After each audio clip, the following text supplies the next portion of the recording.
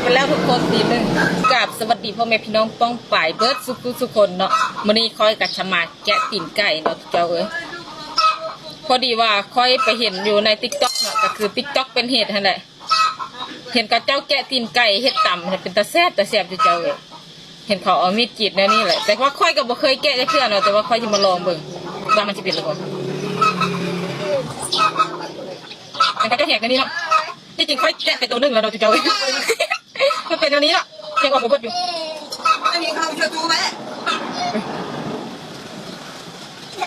เขาเอ็ดคือบ่งามๆนี่แหละตัวเขาเอ็ดมันคือเป็นอย่างนี้นี่มันออกเบิดหนังเลยนะเจ้าเอ้ยเขาก็คิดอยากมาเห็นเขาเอ็ดจิตช่วงนี้ตีนไก่กำลังอาละวาดเห็นเขามือจริงๆนี่แหละมันคือรถออกเลยนึกว่าจะได้เจ้าเอ้ย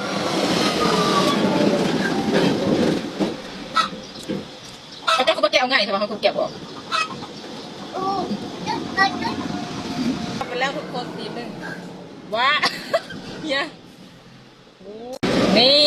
แล้วไปแล้วทุกคนตีหนึ่ง